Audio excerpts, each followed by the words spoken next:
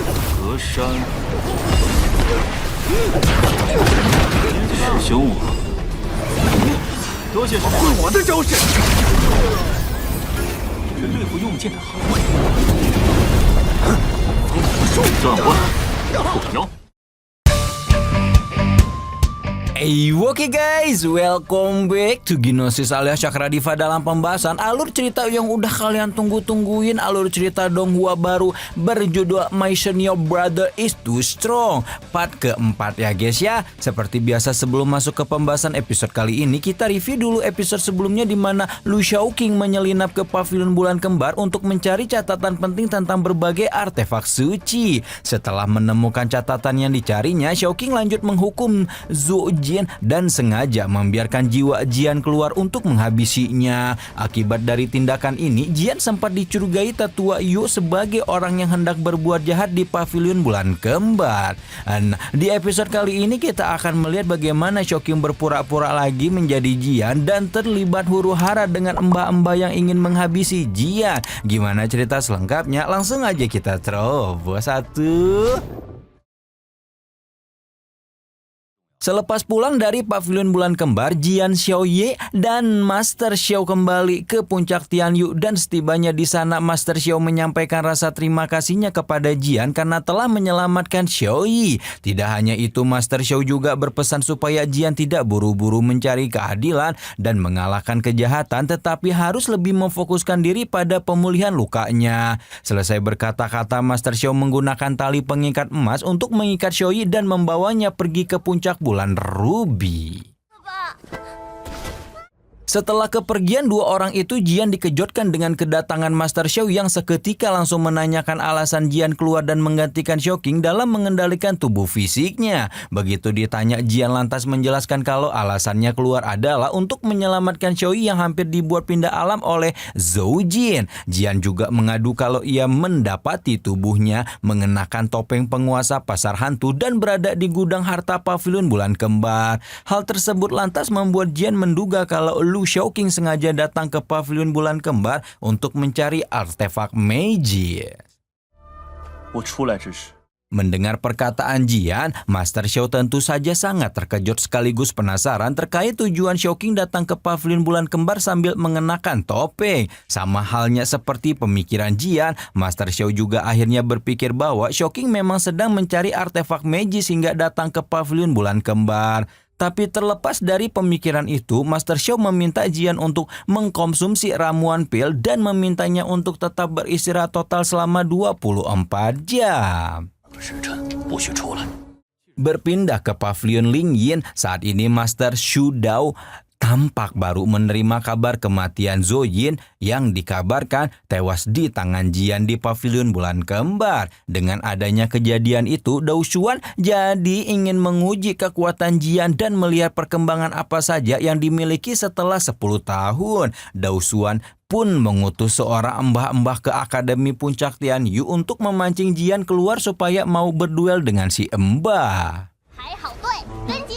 Kembali ke puncak Tianyu, saat ini Shaoqing nampak sedang dikunjungi Xiaoyi yang hendak meminta penilaiannya terhadap hadiah ulta Jian yang telah disiapkan Xiaoyi. Pada saat itu, Shaoqing juga diminta mencoba pakaian untuk Jian karena kebetulan ukuran tubuh mereka berdua sama persis. Begitu pakaian itu dicoba Shaoqing, Xiaoyi terlihat sangat puas dan membayangkan betapa bagusnya pakaian itu jika dipakai langsung oleh Jian. Asyik berandai-andai Xiaoyi dan Shaoqing tiba-tiba dikejutkan dengan kemunculan bola besi petir hingga tiba-tiba saja bola besi petir itu langsung meledak sehingga Shaoqing buru-buru menyelamatkan diri sambil membawa Xiaoyi. Pada saat yang sama, meledaknya bola besi petir itu justru membuat mbak-mbak utusan Dao Xuan merasa senang dan mengira kalau misinya telah selesai. Tapi sesaat kemudian mbak-mbak itu sungguh dibuat kaget ketika mengetahui bahwa misinya belum tuntas dan targetnya belum meninggal dunia. Tanpa buang waktu, si mbah yang salah mengira Shaoqing sebagai Jian pun langsung bereaksi menantang Shaoqing untuk berduel hingga pertempuran pun berlangsung menegangkan.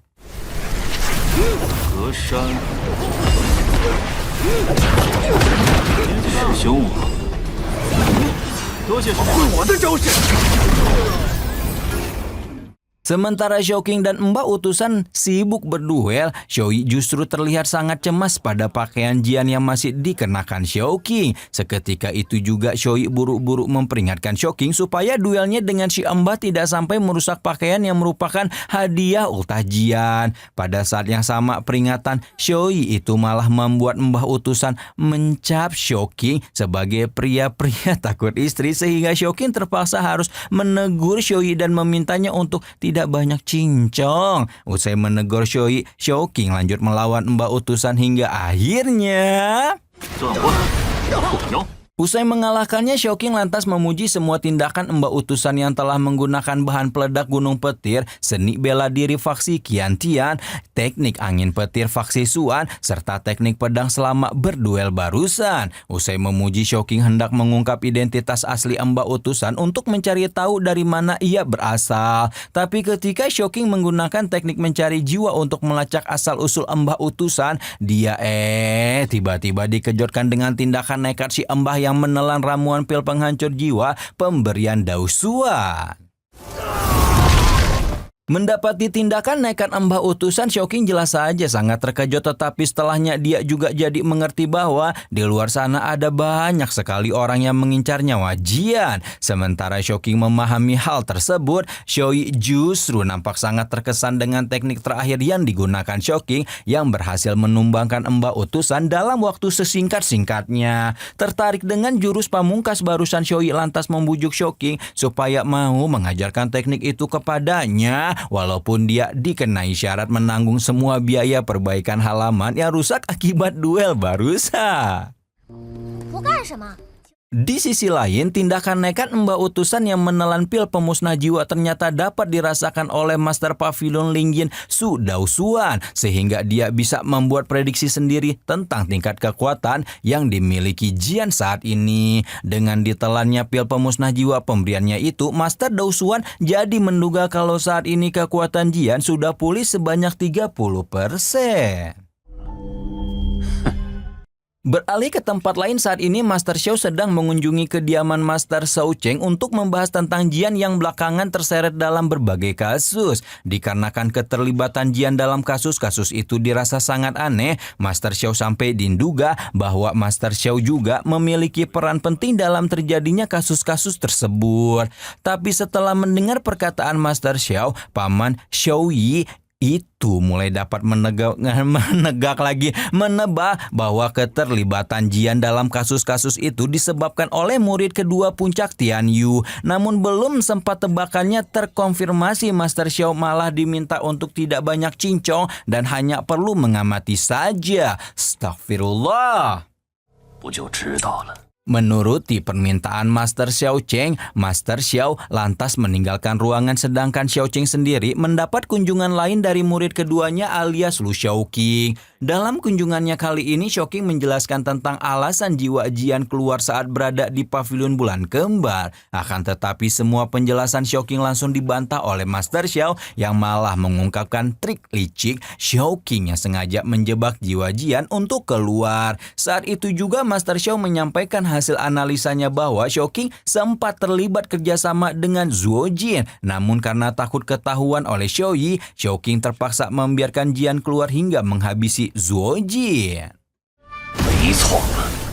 Meskipun semua tebakan Master Xiao akurat 100%, Shouking tidak lantas mengaku dan justru malah mengancam sang guru dengan keselamatan Jian. Mendapati ancaman murid keduanya itu, Master Xiao tentu tidak merasa takut dan malah nekat menekan kekuatan Shouking hingga sulit bergerak. Tidak berhenti sampai di situ, Master Xiao bahkan mengambil barang curian dari pavilion bulan kembar yang ternyata hanya berupa selembar kertas berisi info tentang harta karun dan semacamnya.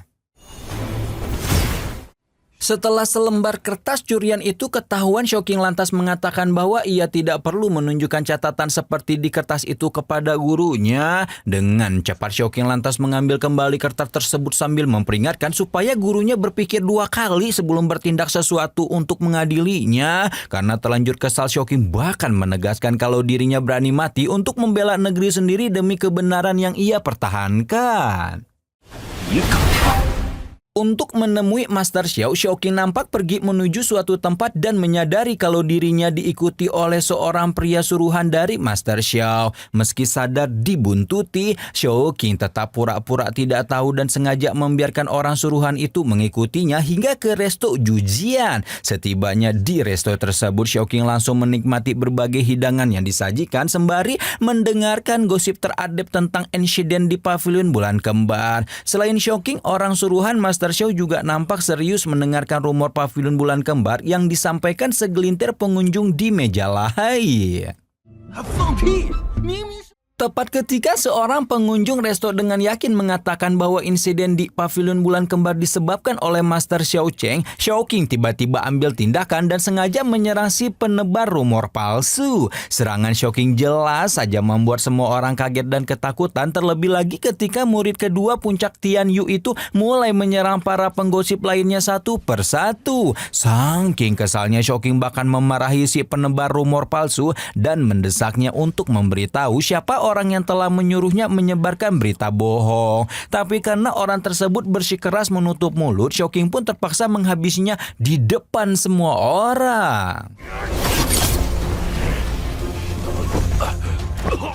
Usai menghabisi si penebar rumor palsu, Xiaoqing memperingatkan para penggosip lain supaya mereka tidak sembarang memfitnah guru dan kakak seperguruannya karena hal itu sama artinya dengan menyerahkan diri jadi musuh sekte Ling Xiao. Pada saat yang sama, kalimat peringatan itu membuat orang suruhan Master Xiao jadi punya penilaian positif terhadap Xiaoqing dan menganggap Xiaoqing sebagai murid yang rela berkorban demi reputasi sektenya. Terlepas dari penilaian positif orang suruhan itu, Xiaoqing justru mengampuni para penggosip dan meminta mereka untuk segera meninggalkan resto Jujian tanpa lupa membawa jasad rekan mereka. 后山找个偏僻地方，来了，滚吧！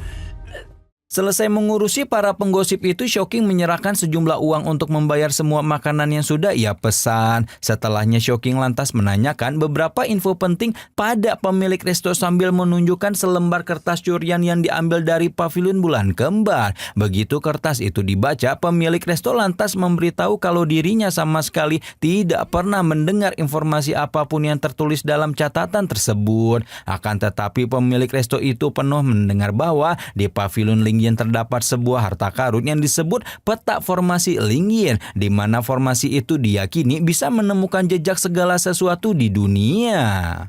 图能寻得天下万物。 Setelah mendapatkan informasi tentang peta informasi Ling Yin, Xiaoqing lanjut meninggalkan resto Jujian dan menuju gunung belakang. Saat ada di lokasi itu, Xiaoqing tiba-tiba dihampiri oleh sosok pria penebar rumor palsu yang ternyata masih hidup dan hanya pura-pura meninggoy. Begitu bertemu, pria itu langsung menanyakan apakah Xiaoqing sudah puas dengan hasil kerjanya yang ternyata sandiwara tadi menebar gosip di resto Jujian. Tak lupa pria itu juga melaporkan kepada Xiaoqing bahwa dia dan anggota timnya telah membereskan masalah seperti yang diperintahkan oleh Xiaoqing.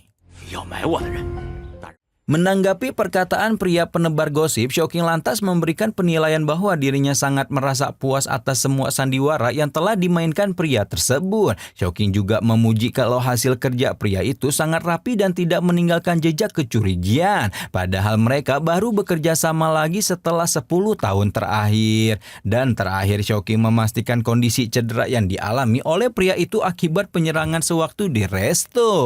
Menjawab pertanyaan Xiaoqing, pria itu kemudian menjelaskan kalau dirinya hanya mengalami luka ringan dan hal tersebut tidak sebanding dengan jasa Xiaoqing terhadapnya di masa lalu yang pernah menyelamatkannya. Jawaban tersebut lantas membuat pria itu diangkat jadi penguasa pasar hantu oleh Xiaoqing. 小人今后任由差遣。 Wah, ternyata Xiaoqing nih dapat pusaka untuk mendapatkan cincinnya kembali ya guys ya. Nah, di episode selanjutnya kita akan lihat nih upaya Xiaoqing dalam menemukan peta formasi Ling Yin yang nantinya akan membawa Xiaoqing menemukan jalan untuk mendapatkan berbagai harta karun yang ia cari.